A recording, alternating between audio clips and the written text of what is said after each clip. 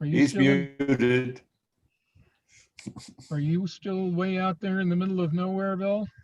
I'm home. You're home. Good. Yeah. Hey, Bill, how did you do up at Woods Canyon? Caught a bunch of bluegill. Had a trout on and lost it. Virtually nobody was catching trout. There was one landed that I saw. It was a very nice trout.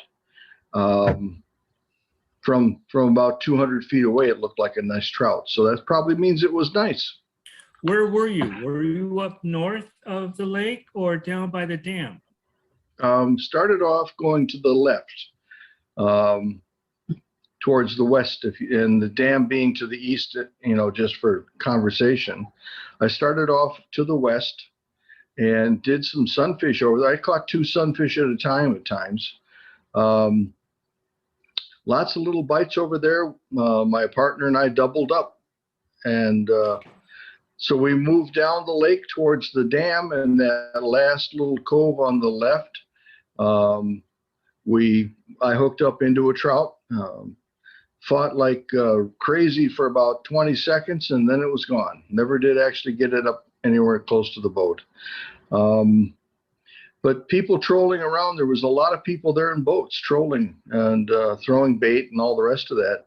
And I did not see maybe 2 other people catch fish at all. But like I said, I spent most of my time right there in front of the dock.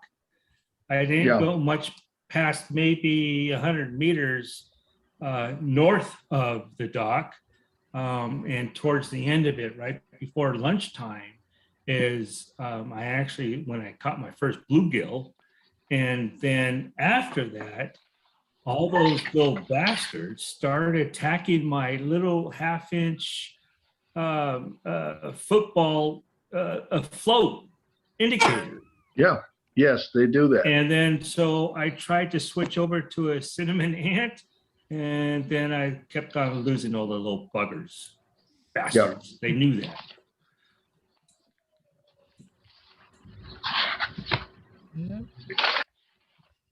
Yeah. I enjoy a fish on the line no matter what it is, but I still get disappointed if you don't get the target fish, which really were trout. And I fished for them in ways I've always fished for them, and it just did not turn out well for trout. Did you go with a sink line, or were you going with a sink tip? I was going with split shot on the end of my leader, and I was getting down deep, but even down deep, I caught sunfish there too. I tried using a float, a strike indicator about 12 feet. I was using a depth finder and finding fish at about 12 to 15 feet. So I put my fly down at 15 feet, and all I caught were sunfish. Well, at least your fish finder was working. Yep, good. All right. Let's see. Yeah, I had the same luck he did as well. Is that right? Yeah. Yeah, we're seeing on the fish finder that the fish were down at about 15 to 20 feet. Yeah. We were putting the strike indicator, much higher, using sink line and some I had float line on mine, so I was using some weights on the strike indicator as well to kind of get the line down. We also had a sink line as well that we were using, and that was actually getting the most bites as we were trolling around the lake with the sink line down about almost 30 feet and just kind of going around that center part of the lake where it's really deep. Good. Well, that works too. Well, those fish finders that you bought do show rather nicely what's underneath you. Good. Well, that's what they're supposed to do. Yeah, but sometimes they don't. I know. There's Norm. Hey, Norm. Hi there. Your fish finders worked just fine, but the fish did not cooperate. Well, try a different channel next time. Yeah, that could do it. I covered a lot of water. I have a quick question for Sean. Was that, you said your line was down 30 feet? Was that 30 feet below the indicator? So it could be trailing and maybe not quite that deep if you're moving? Or was So it- that was actually just on the sink line. Yeah, While we were trolling at a slow pace. I didn't do that on the float line. I probably had my indicator up about maybe 15 feet on my float line, and then I put a couple sinkers on there to kind of get it down a little bit lower. And that's kind of what I was able to do with my float line. We were just getting bluegill and sunfish the whole time, but we could see some of the bigger fish down on the bottom with the fish finder. okay. Were you able to see your bottom fly on the finder by chance? I'm just interested in the No. geometry. If you're trolling, that's gonna kind of string out behind you. So I'm not sure how deep that actually winds up being. Yeah, we actually could not. We didn't see any of our flies on the fish finder. Okay. We could see some bigger fish down below, and we could see smaller fish in like a group coming up top or Yeah. towards the top part of the water, which are probably bluegill and some sunfish. Yeah. And we could definitely see some good curvature and outline of the lake bottom and some obstacles that were down there. But we could not see our flies. Okay. Hey, Norm, we had a little palm-sized red one with Pledger and I. Is that the same one you guys are talking about? Yeah. Okay, thank you. Yep. Yeah, good. We have someone new that's joined us tonight for the first time, and that's Riley Hamill. Say hello, Riley. Welcome. Hey, how's it going, guys? I appreciate you guys letting me in. You're very welcome. Hope you enjoy the program. It's about 7:15 and I don't see any new people waiting, so I'm going to go ahead. I've got some announcements, and then we're just going to jump right into our presentation by Jim Strogen. And so I'm going to have to work off my list here. So let me pull up my list. All this electronic wizardry here. Rich, Yo, Rich, yes. please wake up. Please wake up Ed Coco. Do I have to? When you can get his hearing fixed, tell him I pronounce my name Coca. Oh. After Well, all it these took, years. Yeah. Obviously, that's what it took. Sorry, thank you, Rich. Coca, Good. Coca, Coca. As soon as Tony wakes up, that got her attention. Anyway, here's some announcements, some stuff that's going on. First of all, the news from Afghanistan over this weekend, I think, has probably hit a lot of veterans very hard, including the members of this group. There is a lot of support available for all of our veterans and families at this point, at this time. If you would like the list of support functions that has come out of National today, please just email me. We are here to help for anybody that is struggling with what's going on over there. And so just call me or send me an email, and I'll be happy to send you that list of resources that has come out of National. Okay, so on to happier subjects. We've heard some fishing reports. I can give you a little bit of information. I've been doing some fishing while I'm on my long distance journey. Most of what I did was on the Flathead River in Montana. Spent one day, my son and I spent a day with a guide on the Middle Fork of the Flathead, and then we also fished the north and the south by ourselves, and did about as well on all 3 days. The rivers in that area all are very low. The fishing was not particularly good, but we caught quite a few fish. Mostly what we caught were really interesting. They're called West Slope cutthroat trout, and most were about 10 to 11 inches. Fought like crazy.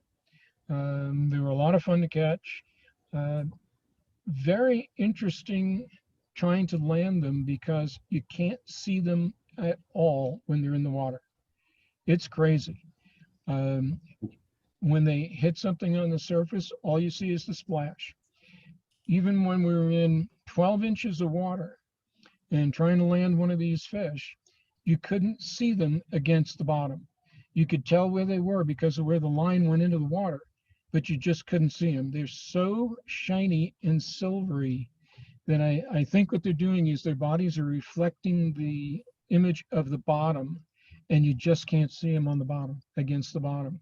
It's crazy, but they're beautiful little fish. They're a lot of fun to catch, and we probably caught at least 18 or 20 over the couple of days.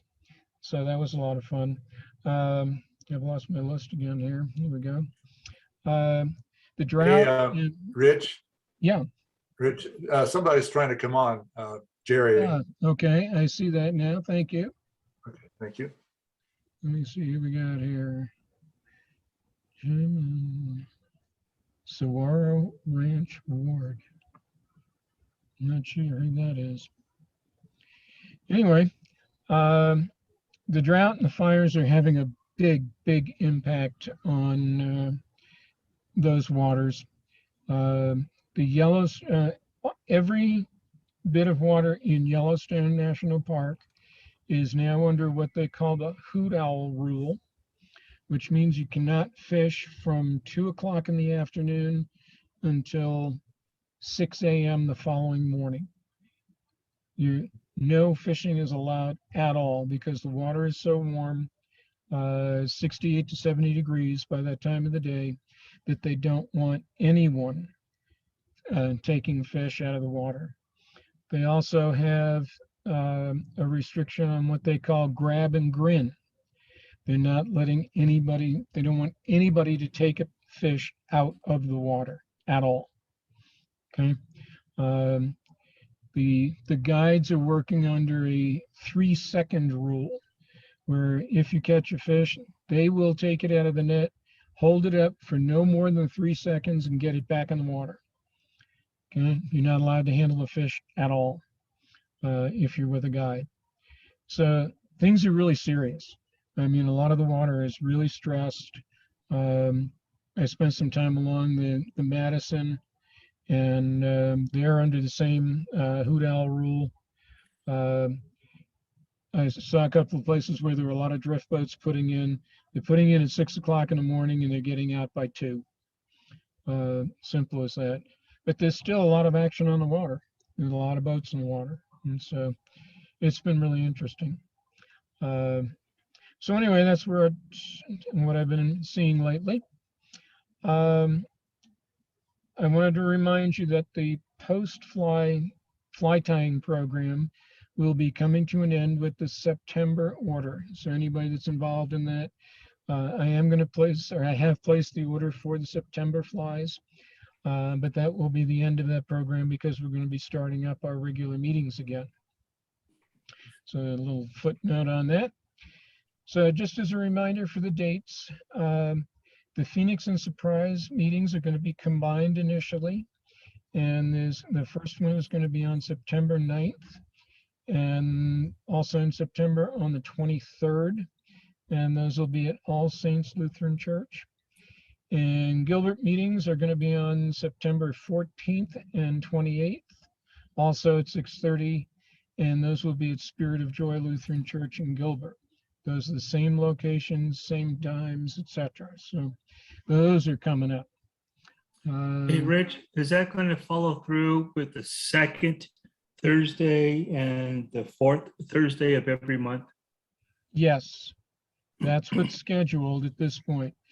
And that's a change from last and previous years in Phoenix, where it had been the third and the fourth Thursdays. Now it's going to be the second and the fourth Thursdays, but it will be at All Saints.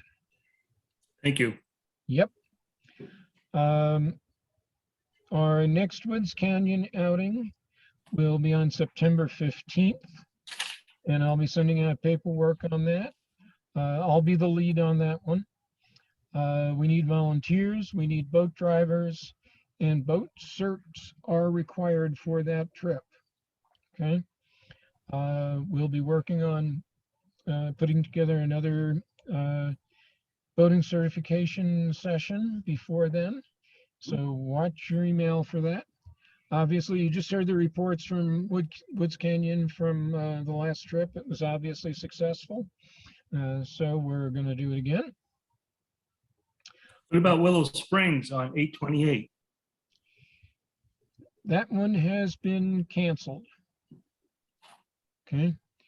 We did not, with so many people traveling, we did not have enough volunteer leadership in order to pull that one off. And we're not, with no boats and it all being short fishing, we decided that we would not follow through on that one. Okay. We are still planning on the Silver Creek trip for October the 14th to the 12th to the 14th. There'll be more information coming out on that. We're still not sure if headquarters is going to approve that trip or any overnight trips at this point. They've been working on a qualification program so that they would do a few overnight trips to Freedom Ranch for Heroes in Montana. And they had to cancel the first half a dozen because there was a wildfire in the area and they didn't think that they were going to be able to get in and out or get approval from the state in order to do it. So they canceled those, but they have 4 more that they're going to try and get in place. And if they do, then we may get the approval, but my guess is that the approval will be last minute. But we're pressing on anyway. We've got the reservations made, and we're hopeful that that's going to happen. The next thing coming up after that is on November the 6th, the Green Valley Lakes with the Payson Fly Fishing Club is on the agenda. And we're looking forward to that. That's always a lot of fun. And then December 4th is our holiday party. And finally, just my last thing here, just to remember for the phase 4 that we're in right now, anyone that is not vaccinated is required to wear a mask if you're within 6 feet of other people at the event. Doesn't matter whether it's indoors or out. Okay, and this is a self-regulation thing. You know, it's as simple as that. If you're unvaccinated, you need to wear a mask. If you're vaccinated, you do not. Simple as that. So, any questions on any of that stuff? Anybody? All right.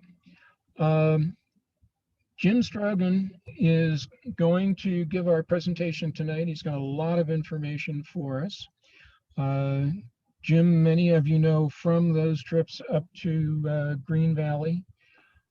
He's been very active with the group, and he's kind of an expert on what's going on up there with the Gila Trout. I do want to let you know that first of all, we are recording this meeting and have been since the very beginning of the meeting tonight. Like we do all of the meetings. Jim was about us getting the word out that the information that he's going to present is accurate as of tonight. And if somebody watches this thing 2 years from now on YouTube, when we post it there, things may have changed. Okay, so make sure you always check to make sure that you've got the most accurate information. And with that, Jim, if you would like to take it, you just go ahead and share your screen through Zoom and take it away.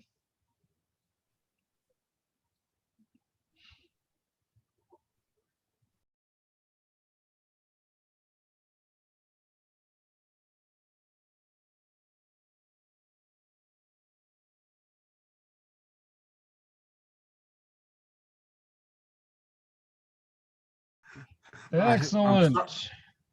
I got a new computer since my last PowerPoint, so that must be what happened, huh? I appreciate your help. I want to thank you all for your service, and it's an honor for me to be able to present to you tonight. And as Rich said, we are very much looking forward to having you guys come up in November. Our club always looks forward to seeing you all. So tonight's presentation is going to be largely on the East Verde River and bringing Gila Trout to the East Verde River. I'm going to start off with this first slide talking about a lot of other fishing opportunities up here in Rim Country that hopefully a lot of you know about, but if you don't, here are some options for you. There are plenty of streams. Some of my favorite include Tonto, Horton, Upper Christopher, the Upper East Verde River, Upper Canyon, and Lower Canyon. How many of you have fished those? Raise your hand. Not too many, huh? Okay. Those are fun creeks to fish. Obviously, as we've heard in the fishing report, a lot of water is low. But right now, I would say that Tonto Creek is probably the easiest one to fish and has the most decent water that is accessible from the valley. So that will be one that I would suggest giving a try. The Upper East Verde is a good one. And maybe Tom Herman, when he gets on later, he can talk about Horton Creek a little bit. And but those are some that I'd like you to think about if you come up this way. And you can let Tom know or let me know, and we can give you some advice from our latest fishing trips. All right. You all set? Sorry. Okay. Efforts to bring Gila Trout to the East Verde River. The Gilas in the East Verde River, there are largely three different strains. The ones that are more prominent right now are called the whiskey strain. This particular strain is called either the main diamond or the south diamond, and it's got kind of a greenish tint to it. Very, very pretty fish. The whiskey strain, which I'll show you in a minute, is more of a golden strain. There it is. That's the whiskey strain. And the whiskey strain tends to be a little bit bigger than the diamond strains. So this one in the net right here was probably pushing 16 or 17 inches.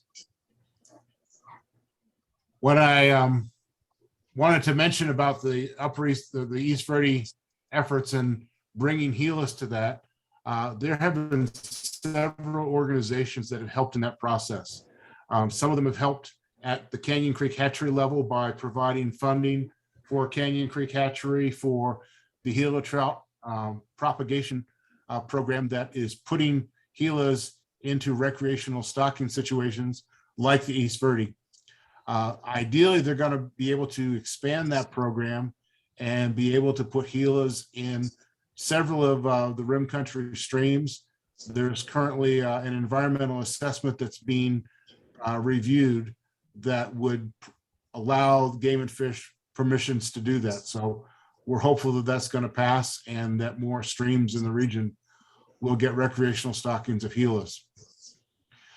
Several of the clubs and chapters, in particular our club and chapter, Pace and Flycasters and Gila Trout chapter and Desert Flycaster, have also helped with some of the stream improvements that have been done on the river as well.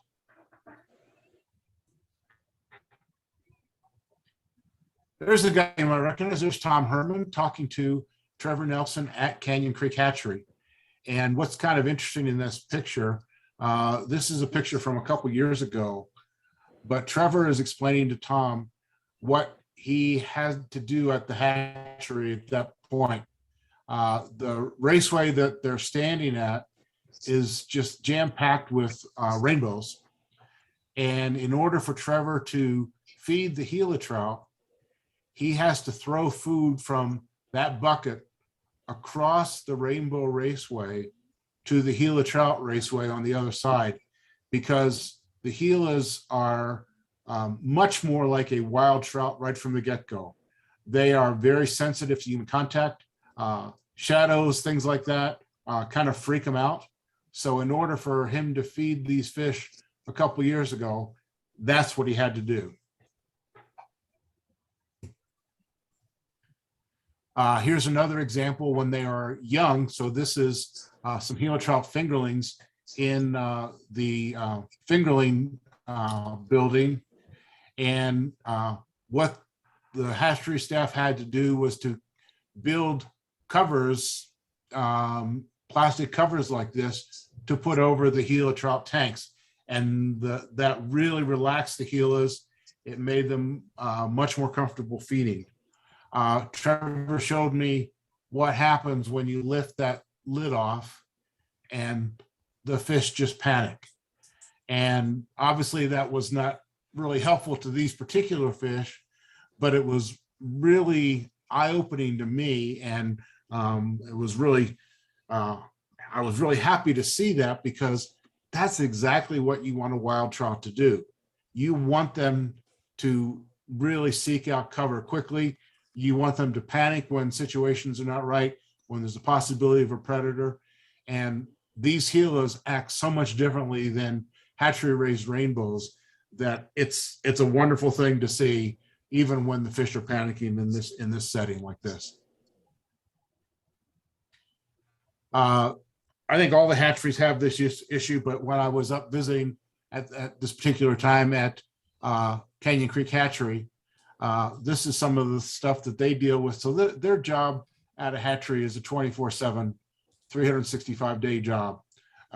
They're working at fish culture during the day. They're making stocking runs, but then even at night, they have to worry about raccoons, like in the top right picture, bears in the lower right picture, ospreys and eagles coming in to swoop down to get the fish. They've got an electric wire along the edge of the tank so that raccoons and great blue herons are trying to avoid them getting into the tank. So it's a real labor of love that these guys do for us fishermen to make sure their fish are in good shape. Here's that shot from where Trevor and Tom were standing. That's the rainbows in the front, and then that's the Gila tank in the back, where Trevor was aiming his food bucket to get to those Gilas. And again, you can see that they had put some covers over there again to make the Gilas feel more comfortable, like it's a more natural setting for them to be living in. Currently, instead of having a Rainbow Raceway and a Gila Raceway, now their production is to the point where they have 2 raceways. One year is for this year's Gilas, and the other raceway is for next year's Gilas, because they take a little bit longer to grow. Rainbows do. This shot is of the broodstock building, and what's interesting about this broodstock building, those tanks are 1,500 gallons, and each of those broodstock tanks has 125 broodstock Gilas in it. But for the longest time, the only way that they could access those broodstock tanks was from that 12-foot ladder. And you can imagine the safety hazard involved with that, and the drudgery of having to climb that ladder every time you wanted to service a particular tank. One of the things that some of the donations from our clubs, our chapters, have done is some decking was provided for Canyon Creek Hatchery, and that's the decking in place. And you can just see how much easier that is for them to access those tanks now. The picture on the left is another feature that these donations provided that has made a huge difference for the hatchery as well. That green box has a belt feeder inside it on a timer, and that picture is actually from the tank at the back left. And so they put feed on that belt feeder at the beginning of the day, and then it feeds it continuously on a regular basis throughout the day. And they don't have to make human contact, which the Gilas are much happier about. And so that has made a huge difference in terms of them not being freaked out by human contact. It has also increased their feeding capabilities so that they are putting on weight at a much higher rate because of this change. This is a similar tank, only it's smaller.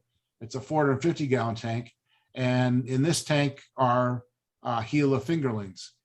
And another feature of these tanks that is kind of unique, rather than a raceway where the water kind of comes in a straight line through the concrete side, the water in these tanks is moved in a circular fashion, and it kind of has the effect of a bit like a toilet bowl. All of the debris that the fish create ends up in the center of the tank, and again, that the height of that tank keeps the staff out of sight from the fish. And you can see that little wire in the PVC pipe in the foreground there. When staff pulls that little wire, the debris from the tank drains out of the tank, and that's the extent that they have to go to clean the tank and not disturb the fish. So it's a really cool system, and it really helps the fish. Our club and chapter here up in Payson has been very involved in stream improvement efforts on the East Verde for quite some time. We seemed like we were in the planning stage with Game and Fish, trying to get permission to do this through Forest Service and all the red tape involved with getting permissions for that sort of thing. It basically took close to a decade, I believe, to finally get it to happen. But in 2019, work began to happen, or happened in 3 areas on the East Verde River: Flowing Springs, Second Crossing, and Third Crossing. And at Flowing Springs, which is the furthest part downstream where the stream improvements happen, it was bank repair, bank stabilization, because anglers had gotten in there and really kind of eroded it and made it kind of an unsafe condition.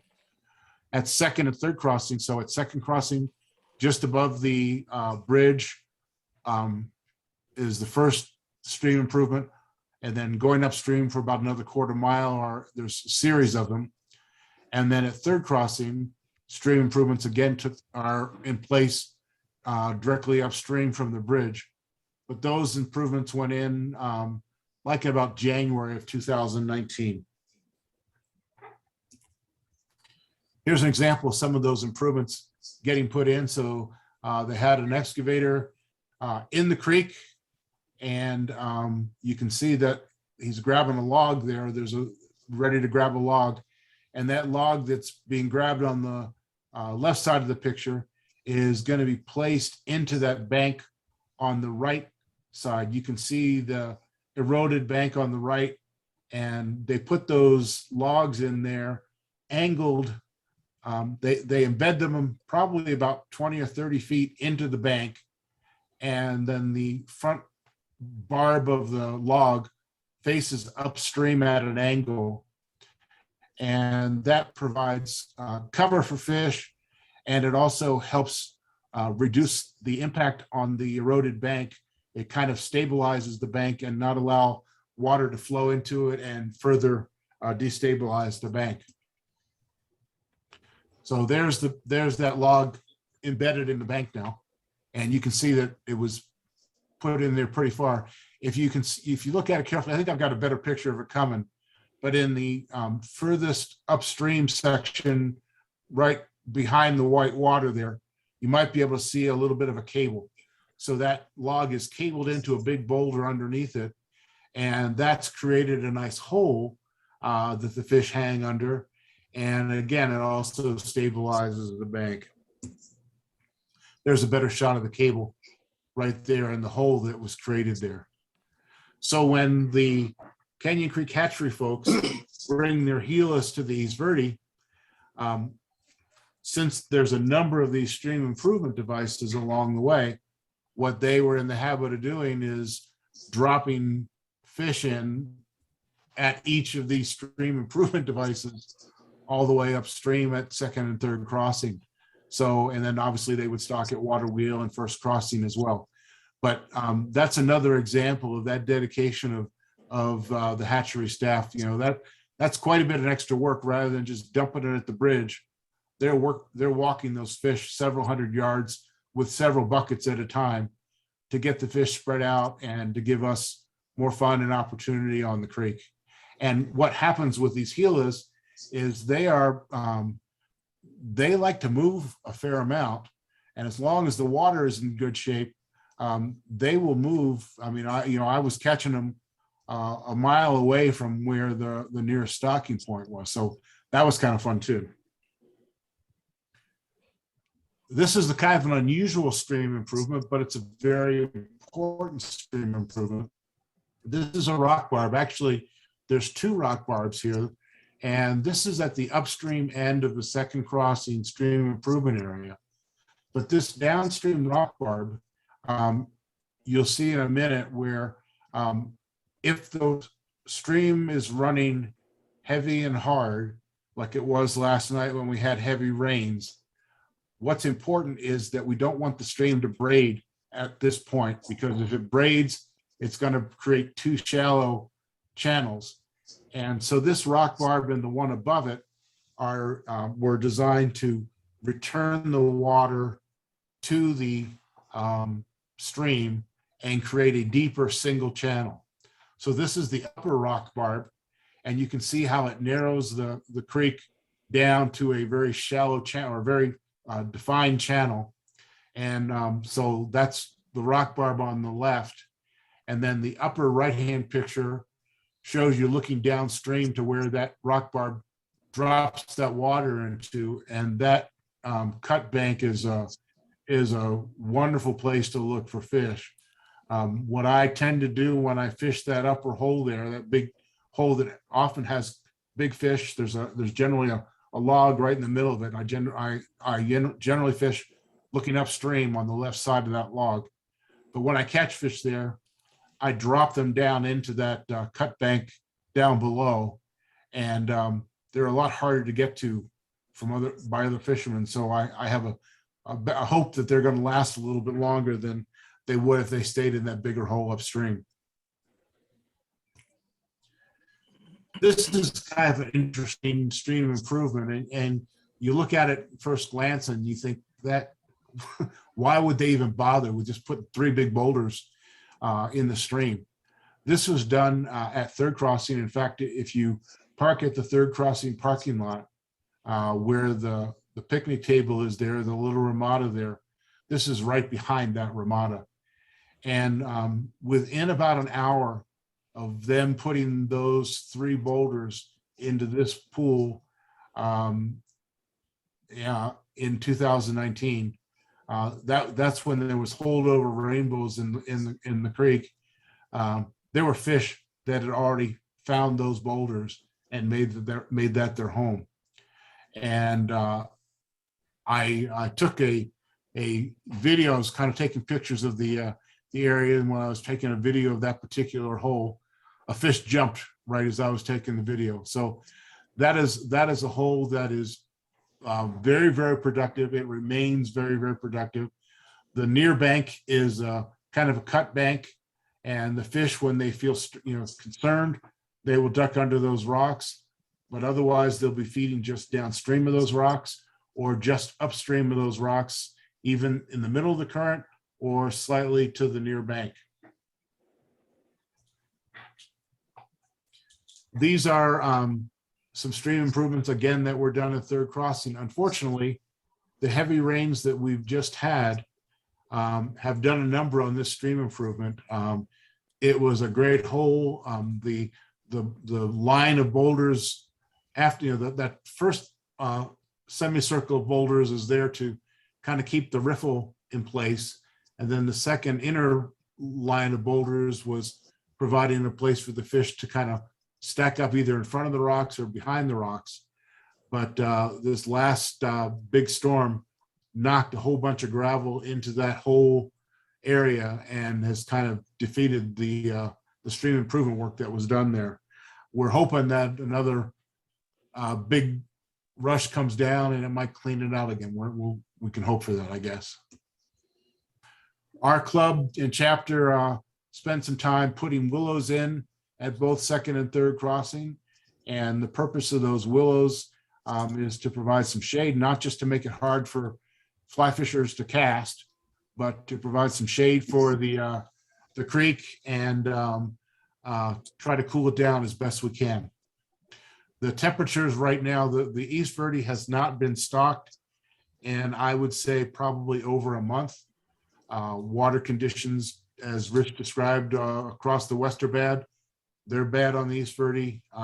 Water is low, and temperatures anywhere from 68 to 73 degrees.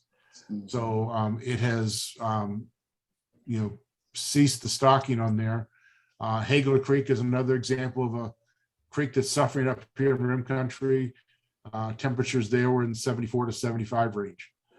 For whatever reason, Tonto Creek, when I've been up there taking measures before I fish, it's more in the 58 to 60 degree range. So it's better than currently the East Verde. The East Verde is fed, besides the upper East Verde, that is a natural, I can talk a bit about that too later, but that's the general area where the water comes from, and it's a wild rainbow stream. But the East Verde gets the bulk of its water from the C.C. Cragen Reservoir. And it has acted kind of like a tailwater in the sense that when water is released from Cragen, it comes down into the East Verde, just below where the upper East Verde pushes into the East Verde. And last year, flows were tremendous. The water was running fairly clear, very swiftly, deep holes, and fishing was fantastic. Our club was basically saying, why are they letting so much water out? They hold some back for a bad year, when bad snowpack year. And sure enough, this was a bad snowpack year. And Cragen only had about, to start the year, I think, 23 or 24%, 22%, and it's now up to 28%. So they've been very stingy with water release. They released about an extra trickle for about 6 weeks for the town of Payson, which some of it went into the creek. But after that 6 weeks window, they haven't been releasing anything from Cragen. So this is not the time to come up to fish the East Verde. Like I said, Tom or I would be happy to let you know when things start cooking up again. But we're hoping that in the fall that the water temperature will cool and they'll resume stocking and we can get back to fishing on the East Verde. Here's some of our willow plantings. And that's one of the right by one of the stream improvements. So part of their function, not only to provide shade, is to help root those stream improvement structures a little bit further into the bank. This is another thing that was going on. It's going on in the East Verde. There's Game and Fish is doing some survey work. They are surveying the fish and they are surveying the anglers. So in this case, they are surveying the fish, and the fish on the right, you'll see it's got a kind of a brown worm-like tag near the dorsal fin, and then kind of sticking out of its belly there on the far right is a little silvery wire, and it's got an antenna in there that they are tracking fish. So if you were to catch one of these fish, you're certainly able to release it, but you're also able to keep it. And you would just call the number on that brown tag and let them know where you caught the fish so that they can kind of track its movement and its fate. Part of the effort is to decide what's happening to the fish on the East Verde, and are anglers taking them? Are herons taking them? Are ospreys taking them? Are they moving quite a bit from where they were stocked? That kind of information is helpful for game and fish to know what the stocking rate should be for future years. The other part of that study that was going on was the surveying of anglers and finding out how their catch was and their satisfaction. And last year I was probably surveyed 5 different times, and you know, talking to the surveyors, they talked to several satisfied anglers on the East Verde River last year. All right, where should you look for them? This is an example of, you know, the water is not what I would call clear generally. It's got a little bit of a tinge to it, but the heel is kind of like that. That adds to their sense of security. On the left side, that's Dave. He had hooked up with a really nice Gila under a fallen log, and the only way he was going to get that fish in was to go in the water and get it, because it was not coming out otherwise. You can see the picture on the right, that rock ledge. I knew there had to be one under there, and I threw a woolly bugger upstream right along the edge, and sure enough, one came out and smacked it. So that's the kind of water that you want to be looking for Gilas. The cutthroats were hard to see. Here's an example of how hard it is to see the Gilas. Both of these Gilas happen to be the whiskey strain, and they were kind enough to stay right by my feet after I released them so I could get a picture of them.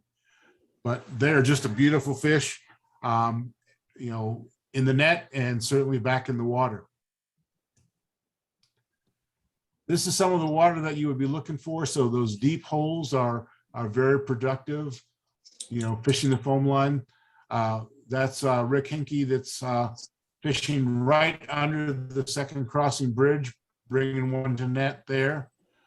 When you fish under that bridge, where the shadow is of the bridge is kind of important. They tend to follow that shadow line of the bridge, and they will generally be upstream of that shadow line all the way up to that big boulder just above Rick's head.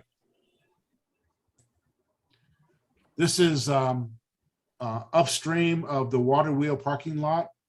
Again, beautiful water. This isn't very far. This is probably less than a quarter mile level walking for the most part. When you start to get to the rock ledges, you might have to be a little careful on the rock wall there. Generally, the people that go up to water wheel that are parked there, predominantly, you know, 99% of them are not fishing. They are up there for hiking. They are up there for swimming, and they generally move further upstream than I would go when I fish there. It gets a little sketchy walking up there, and they go to some of the bigger holes even further upstream than where I typically fish. I know some people that have fished further up and have done very well, but you don't have to go all that far up if you don't want to. Here's some examples of the variety of water that you would find on the East Verde. The left-hand picture is first crossing. The top right is second crossing, and the bottom right is third crossing. And that second crossing grass is a lot of fun. And the way that I typically will fish that is I'll fish it downstream, and I'll dance like a woolly bugger or a leech down there, and I'll dance it back up as close to those overhanging grass clumps as I can, and often get snacked right there.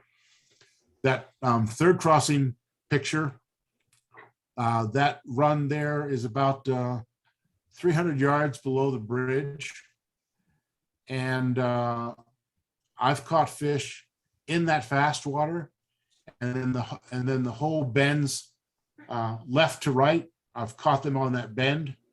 And then you can see on the left-hand side of that hole, it kind of, it's quieter water where it kind of eddies out. And if you can kind of dance something right along the edge of that eddy, it's often as productive as well. This guy, this was a first crossing fish, and he was tucked in under that grass clump and that stump in the middle of the creek. Here's an example of the Maine or South Diamond fish on the left and the whiskey on the right. And most of the fish now are of the whiskey variety. I think they will have some South Diamond or Maine Diamond in them, but the whiskey seem to be growing faster in the hatchery, and I think in general people like them.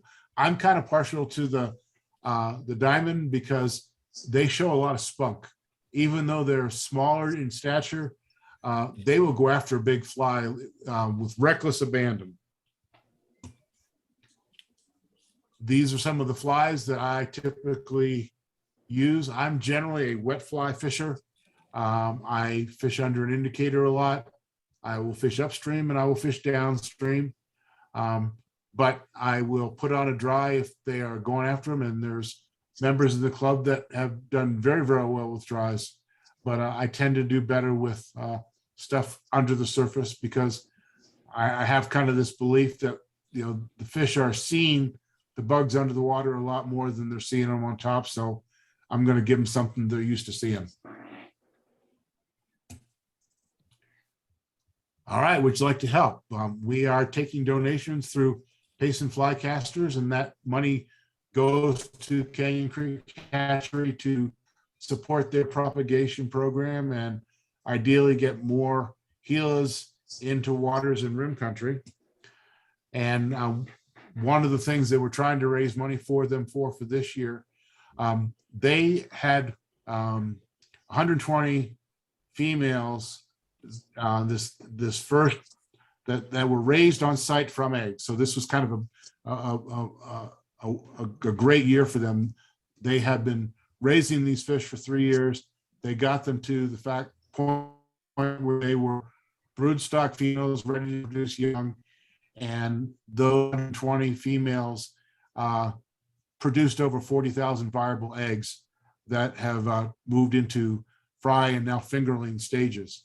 So what the part of that process is using these vertical incubator trays on the left, and you can kind of see little shoots of water coming into each of the tanks as it moves from one down to the other. And those are what's called green eggs.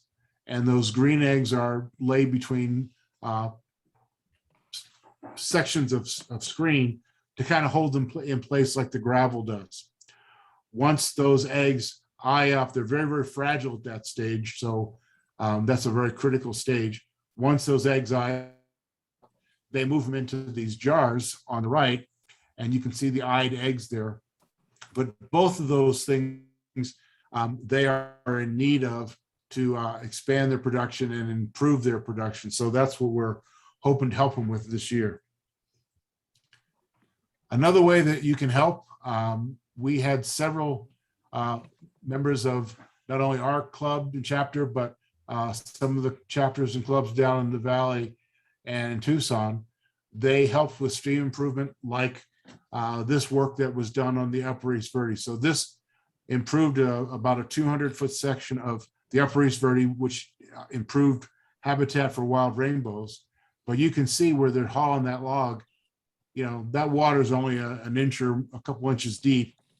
And by the end of the day, after those logs were in place, we put leaf, debris, and cobble in front of those logs.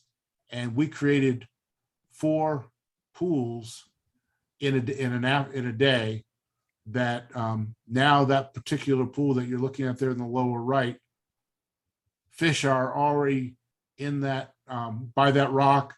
They're under that rock shelf on the left, and that was water that they had no access to before. There was no way that bug life was going to be in that bedrock shelf area. So that was a really effective way of improving the stream.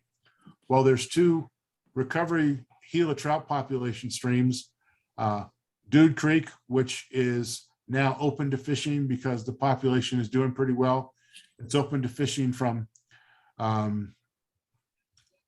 May 1st to December 31st, and it's closed after that for the spawning season. And then Chase Creek, which is not open at this point, and it has the population of recovery Gilas in it as well. Both those streams are similar to this section of the Upper East Verde, and that kind of project work is needed to improve some of those streams. So we are looking to hopefully get in the field and do some of that either this in spring of 2022 or the spring of 2023. So if that's something that some of you would want to take part in, please let Rich know, and we can get you guys involved in that kind of a project. I wanted to show you this picture just to kind of give you a sense of the difference. So the picture on the left is the kind of water we were dealing with last year, and the picture on the right is the kind of water that we're dealing with this year.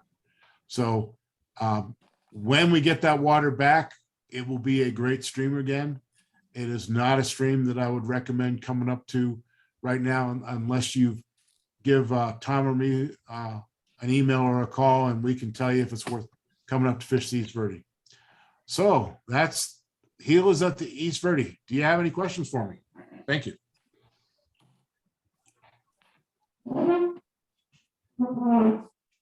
Awesome. Thank you very much.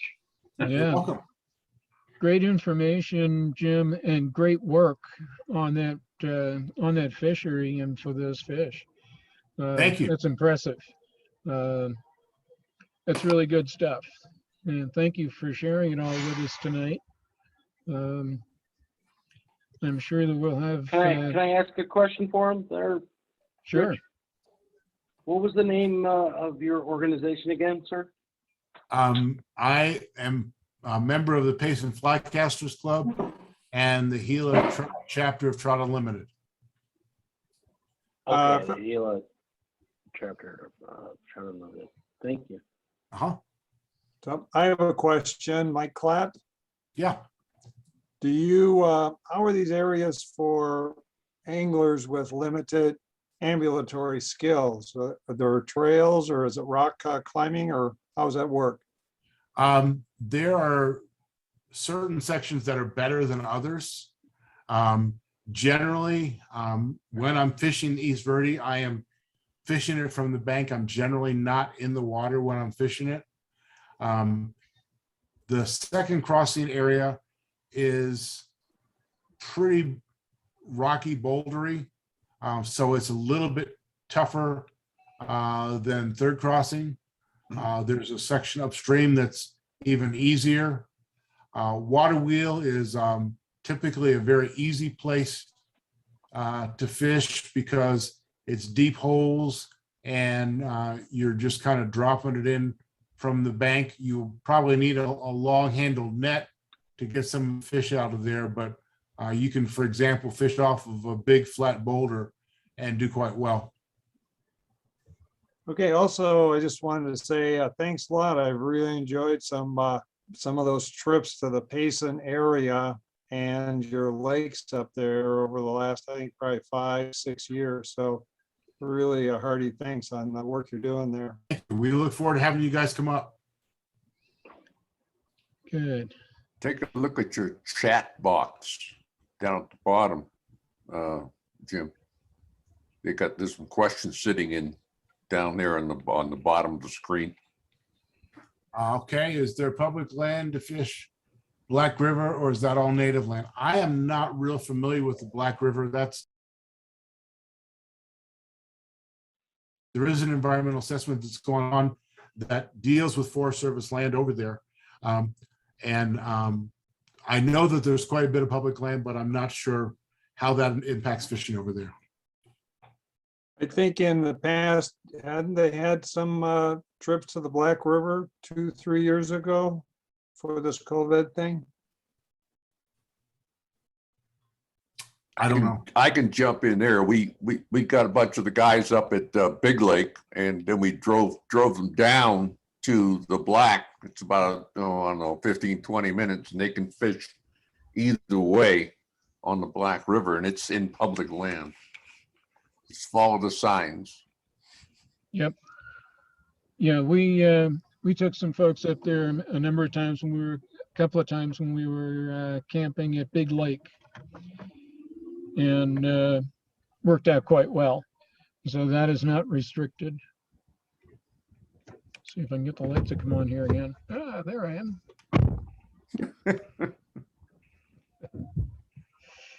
So, and Any there's questions a lot of about places, the others? Mike, you asked about access. There's a lot of places along the road where it follows the Black River, and there's little parking areas, and you can get out and you're not 25 yards from water. And so getting in and out, that's one of the reasons why we liked fishing on the Black. That's also how Tonto is. Pretty much every pullout above the 260 bridge, about where the Horton Creek Trail Bridge is that pullout, they'll stock fish. So that provides pretty easy access for folks. Yeah. I think the problem that we would have with most of that water right now is water. That's not enough of it. Yep. So anybody that's planning on going to those places should try and research it beforehand. I'm heading up to Tonto on Friday, so if anybody wants to get in touch with me after that, I can tell you how it was. Sounds good. All right. Any other questions for Jim or anybody? I just want to say, Jim, you obviously put a lot of work into this, into the stream itself, but you put a lot of work into this presentation, and I really appreciate it from a fisherman's standpoint. Thank you very much. Thank you. Yes, indeed. Yes, absolutely. Thank you. Thanks. And we appreciate you taking your time to be with us tonight. And this is going to be our last Zoom meeting like this, being that we're going back to live meetings starting in September. And so we're not planning on having any more of these, but that may change. Frankly, there's so many things that are changing right now with the virus. We don't know if we're going to get locked down again or not. We're just going to have to be very flexible with the entire program and just keep doing what we can. Simple as that. So unless there's any other questions or comments tonight, I think we'll wrap it up. Anybody? Someone asked for my contact information, and I just put it on the chat. When was the Payson trip? What was that, Tony? When was the Payson trip? November? Yes, November the 6th. Okay. Okay. Jim, are you going to be able to send out that PowerPoint?